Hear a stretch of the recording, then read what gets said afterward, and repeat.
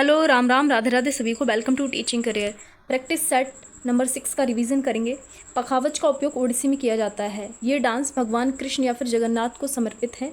इसमें त्रिभंग मुद्रा बनाई जाती है। उदयगिरी और खंडगिरी गुफाओं में इसका उल्लेख देखने को मिलता है। शुरुआत जो की थी मंगलाचरण से होती है और अंत मोक्ष थारीझम नृत्य से इसका अंत होता है। ज्यामितीय पैटर्न इसमें बनता है संचल मूर्ति, और अन्य इसका नाम हो जाएगा ओरली भी इसका नाम है। ओडिसी के प्रमुख कलाकार में अगर देखें तो केलुचरण महापात्रा हैं, जिनको पद्म विभूषण 2000 में दिया गया था, और ये पहले ओडिसी डांसर हैं, ठीक है, जिन्हें पद्म विभूषण दिया गया है। सृजन नाम का स्कूल इन्होंने खोला था 1993 में। नेक्स्ट जो पॉइंट है वो है अन्य इसका नाम ओरली हो गया, ये हमने पढ़ लिया। जनक इसके हैं गुरु पंकज चरण दास, और अन्य वाद्य यंत्र इसमें मंजीरा और ढोल भी इसमें यूज़ होता है, और पखावज तो होता ही है, ठीक है।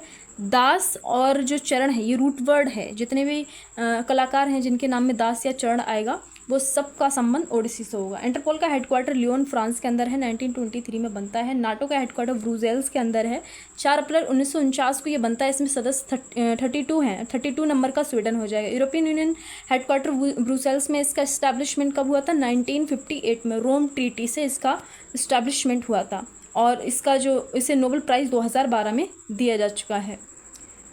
WTO का हेडक्वार्टर कहाँ है? तो इसका हेडक्वार्टर जिनेवा में है। विश्व व्यापार संगठन वर्ल्ड ट्रेड ऑर्गेनाइजेशन 1 जनवरी 1995 में बनता है मराकस संधि के द्वारा।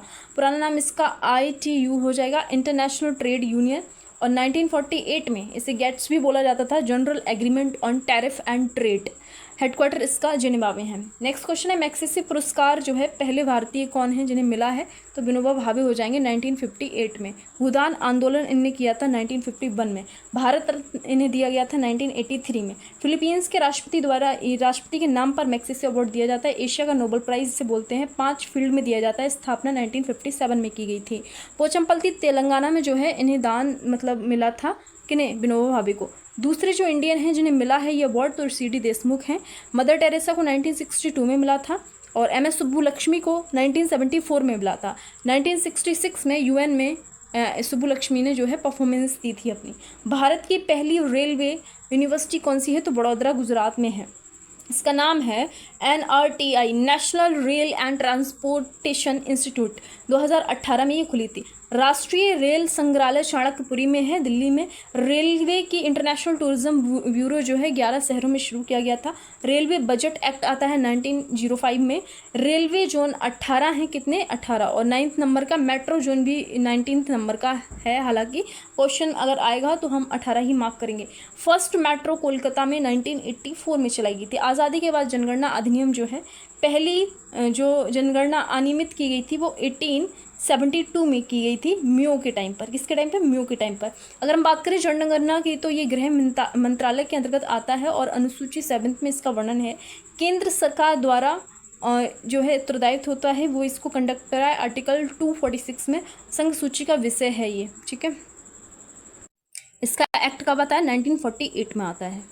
फिर लिखा है पहली नियमित जनगणना 1881 में रिपन के टाइम पर हुई थी। रिपन का ये कार्यकाल है, और जनगणना आयुक्त थे WC प्लोडेन। स्वतंत्र भारत में 1951 में जो है पहली जनगणना कंडक्ट की गई थी, और इसके आयुक्त थे WM येस्टर and RA Gopal Swami. किस भारतीय शहर की जो है पहली जनगणना की गई थी? तो ढाका में की गई थी पहली बार 1830 में हेनरी वेल्टर के द्वारा।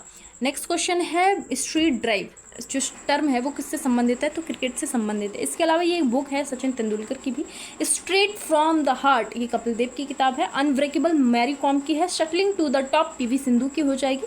माई life in full Indira Nooyi की किताब है।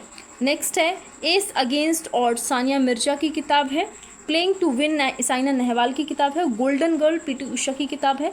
Born again on the mountain, Arunima Sinha की किताब है। The small wonder, Deepa Karmakar की है। अनगार्डेड, मिताली राज की है। अनस्टॉपेबल, मारिया शारापोवा की है। Her journey to finding her power and her voice, ये किसकी हो जाएगी? नाओमी ओसाका की बुक हो जाएगी। मानव तस्करी, जबरन श्रम निषेध अधिनियम अधिनियम नहीं, जो आर्टिकल है वो कौन सा है? 23 है। फिर लिखा है जो 24 आर्टिकल है वो बाल श्रम पर प्रतिबंध की बात करता है 14 वर्ष तक के बच्चों के लिए। जो एक्ट आता है बाल एवं किशोर श्रम निषेध अधिनियम 1986 में आता है। बंधुआ मजदूरी जो उन्मूलन अधिनियम आता है 1976 में। मिनिमम वेजेस जो आता है एक्ट वो 1948 में आता है।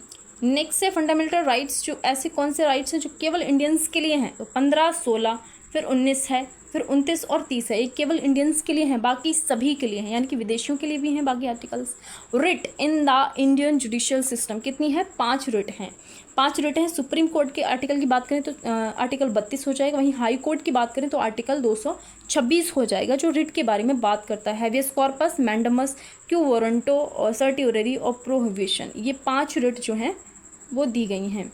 नेक्स्ट डीपीएसपी के लिए आर्टिकल 36 से 51 है, आयरलैंड से लिए गए हैं। और आर्टिकल 45 जो है आयरलैंड ने कहाँ से लिया है? आयरलैंड के कौन से आर्टिकल से लिए गए हैं डीपीएसपी? तो आर्टिकल 45 से लिए गए हैं। लेकिन आयरलैंड ने कौन से देश से लिया है? तो उसने स्पेन से लिया है। वाद योग नहीं होते हैं, ठीक है। ऑब्जेक्टिव क्या होता है इनका? कल्याणकारी राज्य की स्थापना करना। डीपीएसपी को अनूठी विशेषता बी आर अम्बेडकर ने कहा है। लक्ष्य और आकांक्षाओं का घोषणा पत्र कहा है केसी वियर ने। बैंक सुविधा अनुसार दे चेक कहा है किटी शाह ने।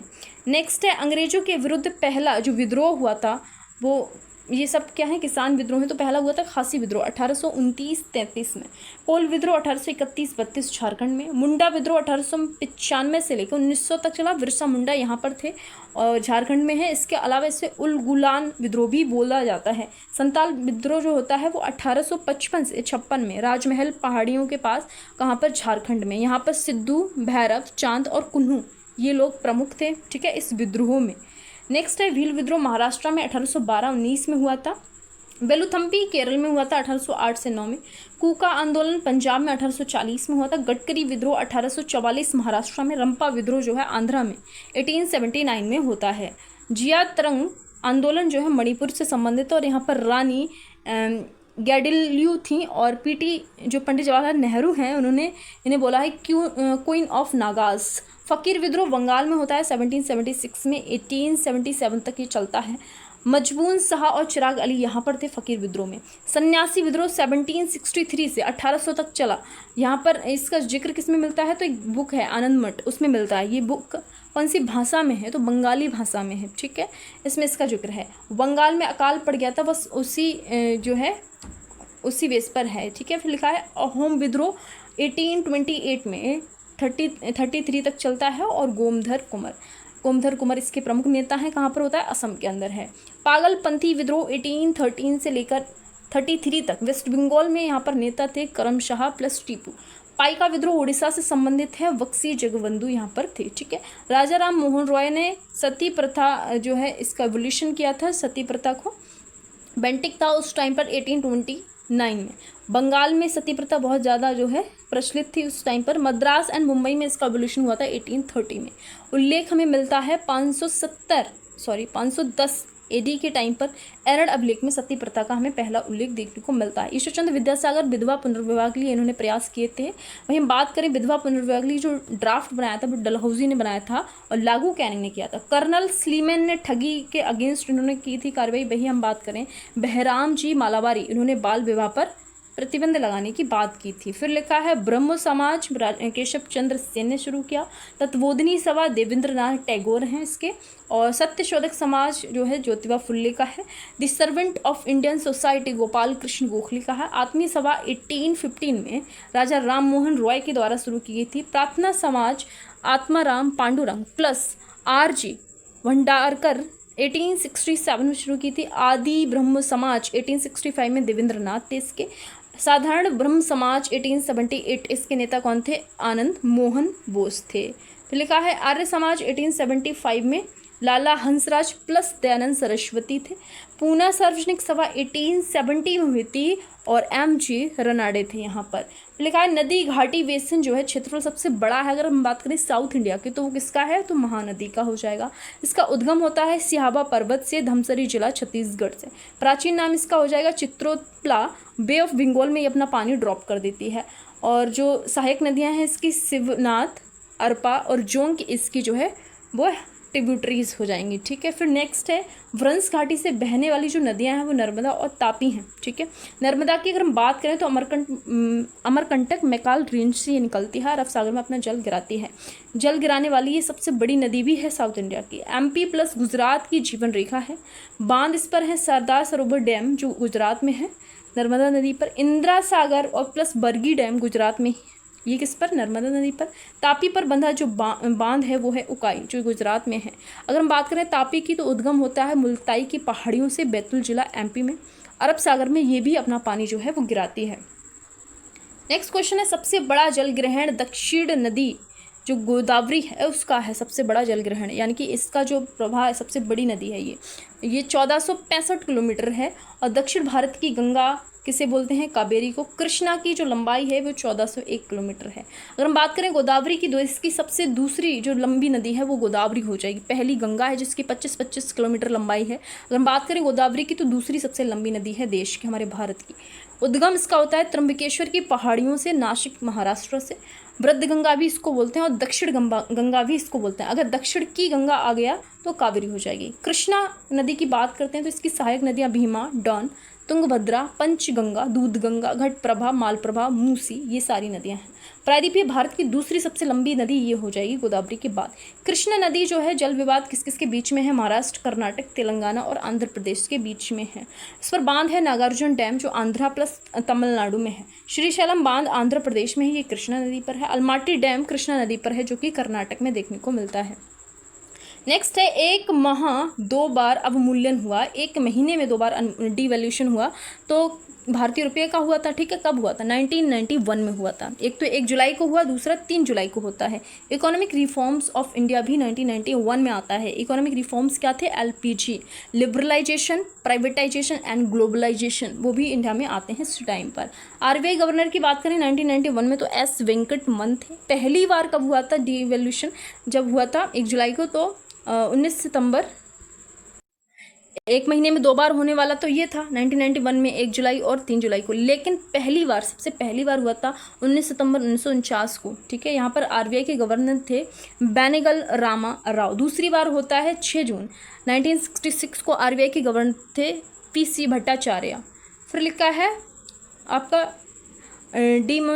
डिमोनेटाइजेशन 2016 में जो होता है, surgical strike on black money इसको बोला गया। उद्देश्य इसका था काले धन, नकली मुद्रा, डिजिटल जो आर्थिक जो भी था उसको क्या करना, बंद करना, ये इसका उद्देश्य था। लेकिन हुआ क्या, सफल नहीं हुआ था। 8 नवंबर 2016 रात 8 बजे प्रधानमंत्री जी ने बोल दिया कि पैसे जो है 500 और जो 1000 के नोट है वो बंद होने वाले हैं। 86% जो मुद्रा थी वो अवैध जो है वो हो गई थी। नोट बदलने की जो अंतिम तिथि थी वो 30 दिसंबर 2016 थी। वित्त मंत्री अरुण जेटली थे, राष्ट्रपति प्रणब मुखर्जी थे और PM मोदी जी थे। अगर हम बात करें RBI के गवर्नर की तो उर्जित पटेल थे। और 2000 रुपये के जो नोट बंद थे 19 मई 2023 को हुए थे, ठीक है। 2000 के नोट आए थे इनके जगह पर। फिर लिखा है फेरा फॉरेन एक्सचेंज रेगुलेशन एक्ट कब आता है, 1973 का। विदेशी मुद्रा लेन देन को विनियमित करना और संरक्षण देना, ये इसका उद्देश्य है। फेमा को लाया गया फेरा के स्थान पर foreign exchange management act 1999।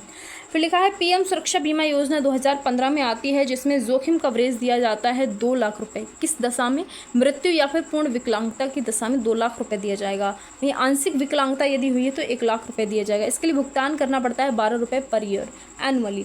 PM वय वंदना योजना 2017 की है, 60+ एज के लिए ये योजना है। PM श्रम योगी मानधन योजना 2019 की है जिसमें असंगठित क्षेत्र के श्रमिकों के लिए लाभ दिया जाता है। जो काइनेटिक एनर्जी है उसका 1/2 mv² इसका सूत्र है। ऊर्जा को हम जूल में नापते हैं। नेक्स्ट है एक मोल में मौजूद कण कितने होते हैं, तो 6.022 × 10⁻23 आवोग्रांदो जो है संख्या होती है। अगर हम बात करें क्वांटिटी ऑफ सब्सटेंस की तो मेज़र की जाती है मोल में। लिखा है outer protective layer of the tree, ये क्या होती है, वल्कल होती है, इसको बार्क भी बोलते हैं। प्रांकुर से विकसित तना जो होता है वो किससे विकसित होता है, प्रांकुर से। 3 प्रकार का होता है, अनगार्डेड, सब एरियल और एरियल, ठीक है। अनगार्डेड जो होता है उसमें भी 4 देखने को मिलते हैं, कंद, प्रकंद, शलकंद और एक होता है ध्वनकंद। इनके एग्जाम्पल लिखे हुए हैं, आप पढ़ सकते हैं। फिर लिखा है नेक्स्ट क्वेश्चन, एंजाइम प्रोटीन विखंडन जो तोड़ता है, कौन सा एंजाइम है जो प्रोटीन का खंडन करता है, तो पेप्सिन हो जाएगा। अमाशय से जठर रस से ये निकलने वाला है। लाइपेज वसा को तोड़ता है, माइलेज स्टार्च को तोड़ता है। भारत का पहला संविधान जो है स्थापित किया गया हरियाणा में। यह संविधान म्यूजियम है। क्या है? संविधान म्यूजियम है जो हरियाणा में स्थापित किया गया है। म्यूजियम लिखा नहीं है मैंने, लिख लीजिए आप लोग। पहला हड़प्पा संग्रहालय कहाँ है? राखीगढ़ी में है। पहला खुला संग्रहालय भारत शहीदी पार्क दिल्ली में है। पहला डूबता हुआ संग्रहालय हुमायूं की कब्र। अगर हम बात करें फर्स्ट पांडुलिपि संग्रहालय कहाँ है, तो केरल तिरुवनंतपुरम में है। Ministry of port shipping and waterways की जो ब्रांड एम्बेसडर हैं वो कौन है? मनु भाकर हैं। टाटा मोटर्स के विकी कौशल हैं। एसबीआई के एमएस धोनी हैं। बीपीसीएल के नीरज चोपड़ा हैं। फिट इंडिया के आयुष्मान खुराना हैं।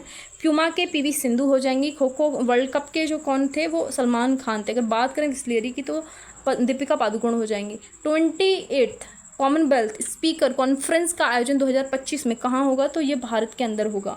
एआई शिखर सम्मेलन का आयोजन फ्रांस के अंदर होगा। वैश्विक प्रौद्योगिकी शिखर सम्मेलन का आयोजन 2025 नई दिल्ली में होगा। बिम्स्टेक शिखर सम्मेलन बैंकॉक थाईलैंड में होगी। हिंद महासागर सम्मेलन मस्कट ओमान में हुआ। इंटरनेशनल विकलांगता शिखर सम्मेलन बर्लिन जर्मनी के अंदर किया गया। ठीक है, फिर था होमवर्क जो सर ने दिया था। 18 नंबर का जो प्रवासी भारतीय दिवस है कौन से शहर में मनाया गया था, तो भुवनेश्वर ओडिशा में मनाया गया था। मुख्य अतिथि यहाँ पर हैवेगो जो टोबैगो के थे, वो इनका नाम है क्रिस्टियन कार्लो, और ये वर्चुअली इन्होंने इसको अटेंड किया था। 9 जनवरी 2003 को पहला प्रवासी दिवस मनाया गया। तो मनाया क्यों जाता है? जब जो गांधी जी हैं वो 2015 को 9 जनवरी 2015 को साउथ अफ्रीका से भारत वापस आते हैं, तो उस याद में इसे मनाया जाता है। तो ये थी हमारी क्लास। अगर मेरे नोट्स में कोई भी मिस्टेक हो जाती है लिखने में, या फिर वीडियो बनाते टाइम मुझसे बोलने में कोई मिस्टेक हो जाती है, तो आप उससे करेक्ट करिए और मुझे कॉमेंट बॉक्स में ज़रूर बताइए। Thanks for watching. मिलते हैं नेक्स्ट वीडियो में। Bye bye.